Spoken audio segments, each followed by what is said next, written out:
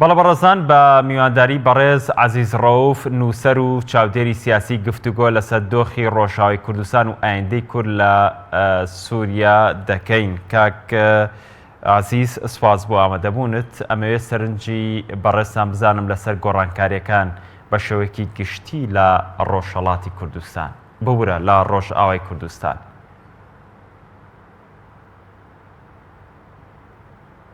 بەڵێ زۆر سپاس بۆ ئێوە. بە تەسەوری من ئەو دۆخی لە ڕۆژاوا ڕوئەدا لە کوردستانی ڕۆژاوا ڕوەدا درێژکراوەی ئەو دۆخە ناتەبیعیە کە ناوچەکەی گرتووەتەوە. بە بڕای من ئەم سیناریۆیانە یاخود بڵێن ئەم جۆرە لە ئۆپەراسیۆن و خەبات و تێکۆشانەی کە لە نێوان هێزە کوردەکان و هێزە شۆڕژێڕەکانی ناوچەکە لەگەڵ ئۆپراسیۆنی دیکتاتۆریشی وەکو ئەردۆگانە ڕۆدا کۆمەڵێشتی بۆ هەڵماڵین خاڵی ترینیان کە گرنگترینیان بریتێ لە ئەوەی کە ئێمەی کورد بە تایبەتی لەو دۆخەیە بەرامبەر بە جیهان و بەرامبەر بە ناوچەکە لە بێکەسێکی کوشندەیە ژین و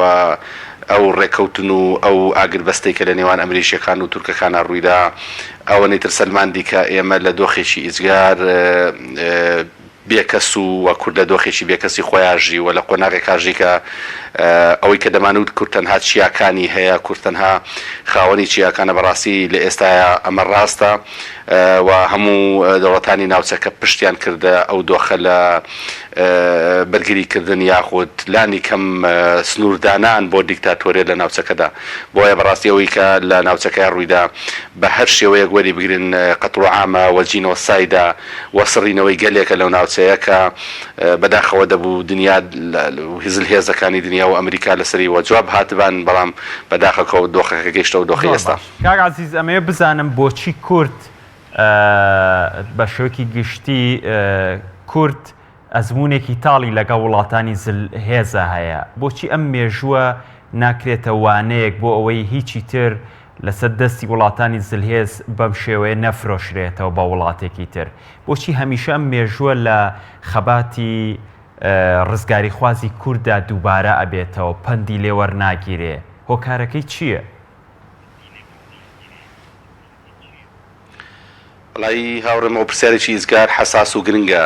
ئایا بەڕاستی ئەمە پەیوەندی بەوەیە کە کورد ناتوانێ لە ناوچەکەدا سیاسەتێکی عەقلانی بکە؟ ئایا ئەمە پرسیارەکە یان کورد پەرپەرتە و لە ناوچەکەی خاوەنی دەوڵەتی خۆی و خاوەنی کیانی خۆی و خاوەنی سۆڤێرنیتی و جۆرێک لەسەر بەخۆی خۆی نییە؟ بە بڕوای من ئەو دۆخی کە ئێستا هەیە لە ناوچەکەدا و بە درێژایی مێژووی ئێمە کورتکە فێڵی گەورەی لێکرێ بەشێکی زۆری پەیوەندی بە هێزە ئیقلیمیەکانەوە هەیە، چونکە کورد لە یەک ناوچەی دیاریکراوان نییە، لە یەک وڵاتی دیاریکراوان نییە، لە ژێر یەک ئاڵادا نییە و لەبەرەوە ئەمە هۆکاری سەرەکیە بەوەی کە زلهێزەکان بەپێی بەرژەوەندی خۆیان مامەڵاکەن. سەردەمێک بۆ ڕوخانی قازی محەممەد ڕووسەکان پشتەکەنە کورد، دوجار لە 75 جارێکی تر ئەمریکیەکان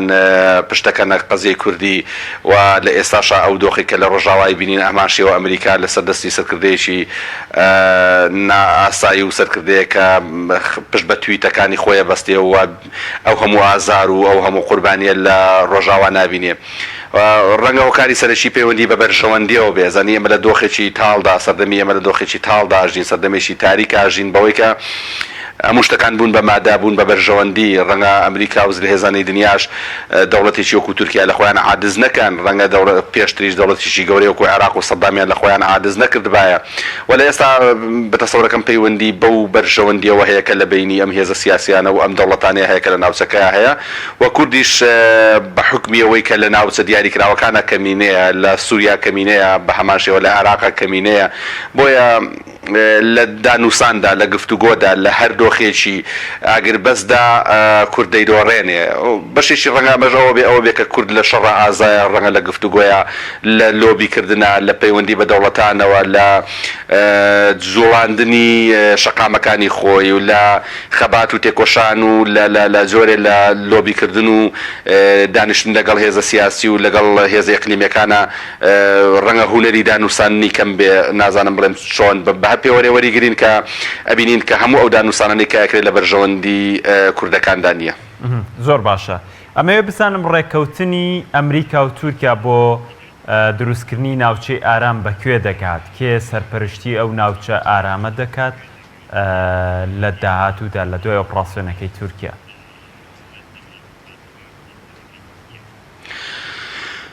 دوایین شتێکە بینیمان بەداخەوە ئێمە لە دۆخێکداین کە تویتەکانی سەرکردەیەکی ناسایی لە ئەمریکایە ئاراستەکانە گۆڕێ کە باز لەوە دەکا ئێمە گەیشتین بە مافی خۆمان گەیشتین بە نەوت و کوردەکانیش لەو ناوچەیە نامێنن و ئێمە و تورکەکان توانیمان ئەو ناوچەیە کۆنتڕۆڵکەین. ئەوەی کە لەو ئاگربەستەیە بینیمان دروستکردنی پشتێنەیەکی ئەمنی تورکیە لەو ناوچەیە ئەوە جێگیرکردنی کۆمەڵێک بنەماڵی عەرەبی و بە تورککردنی ئەو ناوچەیە بە بڕوای من ئەو دانیشتنەی کە ئەوە ئاگربەستێکە لە بینی تورکا و ئەمریکیەکانە کرا سەرکەوتوو بوون و فێڵێکی گەورە لە کوردەکان کرا جارێکی تر و ئەوەی بینیمان جارێکی تر خیانەتیشی گەورەیە جیهانیە لە ناوچەکەیە و ئەوەی کە سوودمەندی گەورەیە لەمەیە تورکەکانە و بە دووەمیش ئەمریکیەکان کە جارێکی تر ڕەنگە نەیانەوێت کە بەرگری لە ستەمدیدە و خەڵکە ستەمدیدەکەی ناوچەکە بکەن و ئەو هەموو ئازاری کە لەوێ هەیە بێشەرمێکی گەورەیە کە دنیا بێدەنگە بەرامبەری و چاوی ئەو هەموو قوربانیە نابینێ. ئەوەی بینیمان کە ئێمە لە سەردەمێکی تاریکا ژین لە دنیای کاژین کە بەرژەوەندی و ئابووری و بەرژەوەندی و ئیشکردنی ژێر بەژێر و بەرژەوەندی ئابووری ئەم هێزل هێزانە کاریگەری لەسەر ئەوە هەیە کە نەتەوەیەک لە نەتەوەکان و شعبێک و لەو ناوچەیە بسڕێتەوە. بۆیە ئەو دروستکردنی و پشتێنە ئەمنیە لە بەرژەوەندی تورکەکانە و دروستکردنی شەڕێکی ترە کە جارێکی تر بەرەوەشی ئەو ناوچانە ئاگرێتەوە. زۆر باشە. ئەمەوێت بزانم کاگازیز ینی لە دوای ئەم پرۆسەیە کورد لە ڕۆژئاوای کوردستان بێگومان نەخشەی بۆ کێشراوە ئەبێ پێگەی چۆن بێ ئەبێ مامەڵەی دیمۆگرافیای شوێنەکەی خۆی چۆن بەڕێوە ببات. بێگومان ئەمانە وەکو بەڕێزیش باست کرد لەلایەن وڵاتانی زلهێزەوە داڕێژراوە بێگومانیش لە بەرژەوەندی کووردا نابێت. بەڵام ئەبێ هەنگاوە ئاقلانیەکە چی بێت بۆی هیچ نەبێت نەخشە کەمەکەش بێ لە پێناوی ڕۆژئاوای کوردستانە بمێنێتەوە لەسەر نەخشەی سووریا چه هەنگاوێک هەڵبگیرێت؟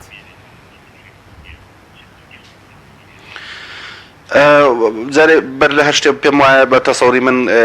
قسەکردن لەسەر ئەو دۆخە ڕەنگە بۆ ئێمە لێرەوە قورس بێت چونکە بەڕاستی ئەو ئازارە تەنها خۆیان ئەیچێشن و ئەو ئازارە تەنها خۆیان ئەیبینن و ئەو جۆرە لە خەبات و تێکۆشانە خۆیان سەر ڕێگایان خستووە و ئەو ئەزمونەی کە ماوەی 4-5 ساڵ لەوێ لە 2004ەوە دروست ببوو خۆیان سەرڕێیان خست بوو ئەزمونێکی تا ڕادەیەک سەرکەوتوو ببوو. تەسەورەکەم باشترین ڕێگا بەرگریکردنە یعنی تۆ ڕێگای ترن نییە ئەوانش تەسەورەکەم ئەو هێزەی لەوێ حکومەکە و هێزەی لەوێ کە بەرگریەکە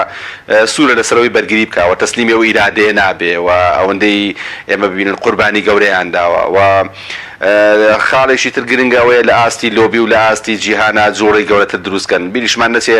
لە ماوەی ئەو 12 ڕۆژەیە قسەی کوردی لەو ناوچەیە زۆر چۆ پێشەوە یعنی هاوسۆزێکی زۆر گەورەی دروست کرد. ڕاستە لە ئاسی زلهێزەکان و لە ئاستی ئەمریکایە کە ئەو ئاگربەستە کراوە لە بەرژەوەندی کورد نەبوو بەڵام بیر نەچێت لە ئاستی کۆنگرێس و لە ئاستی وڵاتە ئەوروپیەکان و تەنانەت وڵاتە عەرەبیەکانیش ئیدانیان کردووە. ئێستا قەزەیە زۆر باش چۆتە پێشەوە سەرباری ئەو قوربانیانی کە بینین بیرمان نەچێت و خەبات و تێکۆشان و چارەنووسی دنیای ئێمەوەیە کە بەڕاستی پێویستی بە قوربانیدانە و بەداخەوە کە ئەو قوربانی گەورە نابینین بەداخەوە بینین کە چەکی چیمیایی و چەکی خراپ بەکار هاتووە لەو ناوچەیە کە دنیا لی بێدەنگە ئەوانە هەمووی ئەگەرێکن بەوەی کە ئێمە لە ئاستی ئەوروپا و لە ئاستی دنیاە ئێمە زوڵەیەکی وان هاوسۆزێکی گەورە بینین و ئەمڕۆ کۆمەڵێن نووسەری گەورەی خەڵاتی نۆبڵیان هەیە بەیانیان دەرکردووە و لە ئەمریکایە لە کۆنگرێس جوڵەی گەورەی دروست کردووە هەستەکەم ئەوانەی کە بڕیاریان داوە ئاگربەستیشکەن کەمینەن و ئێستا دەسەڵاتێکی ستەمکار لە تورکیا و دەسەڵاتێکی بێمۆراڵ لە ئەمریکایە حکوم دەکا کە دۆناڵد ترامپە کە بەڕوای من ئەمانە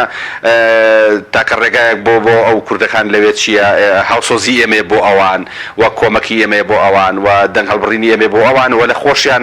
من تەسەورەکەم ئەو دەستەی ئەوێ دەستێکە ئامادەیە بەرگری سەرسەخت بکەوەنی من تەسەورەکەم بەڵامی چیەکەی دنیا بێدەنگە بەرامبەر بەم هەموو قوربانی کاکرێ و لە ئاسی دەرەوەش و خۆپیشاندان و ناڕەزایەکانیان دەبێ بەردەوام بێەوە لۆبیان بەردەوام بێەوە گفتوگۆشیان بەردەوام بێ و گفتوگۆ ڕەت نەکەنەوە ئیدی ڕەنگە تەسەورەکەم ئەم جۆرە بەرگریە بەردەوام بێ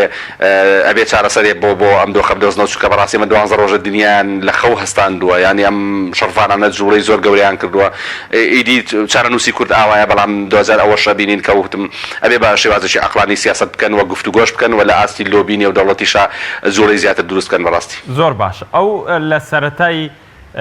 ئۆپراسیۆنەکەی تورکیا بۆ سەر ڕۆژاوی کوردستان لە ماوەیەکی زۆر کورتە گۆڕانکاریەک لە جۆری ڕێککەوتنەکان کورد لەگەڵ وڵاتی سووریای حکومڕانی بەشار ئەسەدا بینیمان ئەوە بوو ڕازی بوون کە هێزی سووری بێتەوە ناو ڕۆژئاوای کوردستان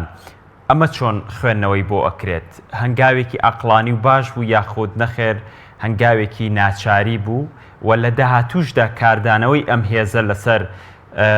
هێزە کوردیەکان چی دروست دەکات پێ دووانیە جارێکی تر شەڕێکی نوێ لەگەڵ ئەمانیشە دروستە بێتەوە ئەگەر ئۆپراسیۆنەکەش نەمێنێ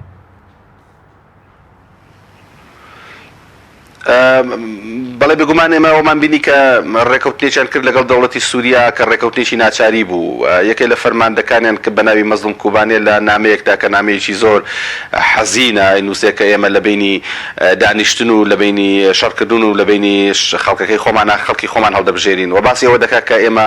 سەرباری ئەوەی کە ئێمە ڕێکەوتنەکەین هیچ متمانەیەکیشمان نییە بەڵام چاری دیکەمان نییە چونکە ئەمریکیەکان پشتیان تێکردین و تورکەکانیش ئۆپراسیۆنەکانە بەردەوامن لە دۆخی بەم شێوەیە دڵنیام لەوەی کە هێزا بێ دابنیشێ و گفتوگۆ بکە وەکو چۆن ئێمە دەبێت گفتوگۆ بکەین لەگەڵ عێراق ئێمە خۆمان ئەو مێژوەمان لە بەرچاوەکە ئێمە ڕێفراندۆمیشمان کرد و ئەو دۆخەشمان بۆ قۆناغیات تێپەڕی و جارێکی ترەوە سەرکردەکانی ئێمە دەبێت بچنەوە بۆ بەغدا قەزەی ئەو ناوچانە بە شێوازێکی گشتی دەبێت لە بەرچاومان بێ پەیوەندی بە دیمەشقەوە هەیە قەزەی کوردی لە باکوور پەیوەندی بە بەغداوە هەیە و قەزەی خۆرهەڵات بە تارانەوە هەیە و ئەوەی لە باکووری شاگوزەرەی ئەو قەزیانە هەر بێ بە گفتوگۆش بێ یا بە هەر شێوازێک بێ لە ئەنقەرە چارەسەر کرێ بەداخەوە چارەنووسی ئێمە لەم سنوورە دەستکردانەیە بە شێوازە مامەڵاکەین من پێم وایە لە ئێستاشانە بێ ئەم هێزە گەر حکومڕانیش بکەن لەو ناوچەیە بە گفتوگۆ بێ یا بە هەر پێوەرێ بێ ئەبێ لەگەڵ سووریەکانە دابنیشن تۆ ڕێگەی تر نییە دەوڵەتە هێزەکانی دنیا پشت تێکەن و تورکیای ئامادەیە ئۆپراسیۆن بکات و سنوورە دەستکردەکان تێپەڕێنێ بێتە ئەم دیوی سنوور و لە دۆخێکی بەم شێوە جیهانیش بەرامبەری بێدەنگ بێ لەم شێوە تۆ بێت چی پێ بێ گفتوگۆ بکەی ینی ڕێگەی تر نییە و وەکو گڵاسی ژەهر وایە بێ بینۆشی ینی ڕێگەی تر نییە بەرامبەر بەم دۆخە ناسایی کە لەو ناوچەیە دروستە بێ هەروە بە زمان ئاسانە ئەم هەموو دوژمن و ئەم هەموو شەڕە گەورەیە لەبەرەوە بەڵێ من دڵنیام لەوەی کە سبەی نێژەمە کۆسپێکی گەورە دروست دەکات چۆن هێزەکانی سووریا کە هێزێکی دیکتاتۆری ناوچەکەیە خوێن ڕێژی ناوچەکەیە بە هەمان شێوە بەڵام تۆ چی دەکەی ینی لە شێوازێکی بەم شێوەیە لە قۆناغێکی بەم شێوەیە لە دۆخێکی ناسایی بەم شێوەیە یا بێ دانیشی گفتوگۆ بکەی لەگەڵ سوورەکانە کە ئەوان ئامادە بوون بێنە ناوچەیە و ڕەنگە سبەینە سەرێژەش بۆ دروستکەن وەکو لە نامەکەی مەزلوم کوبانێ بازەوە کراوە کە ئێمە سیقەشمان نییە و متمانەشمان نییە بەس چی بکەین ینی بۆی کە تۆ ناوچانە غزارێت قەتڵام نەکرێ وەلانی کەم ئەو چەک و ئەسلاحی گەورە بەرامبەرن بەکارنایانێ ڕەشەکوژی ناکە خۆ تورکیا ئەوەشەکە و ئەمریکیەکانیش چاویان لێیە لەبەرەوە وتم دەبێت بە شێوازێکی عەقلانی مامەڵەکەن و گفتوگۆ ڕەت نەکەنەوە لەگەڵ هەر هێزێکی سیاسی ناوچەکەیە لەگەڵ هەر هێزێکی گەوری ناوچەکەیە بێ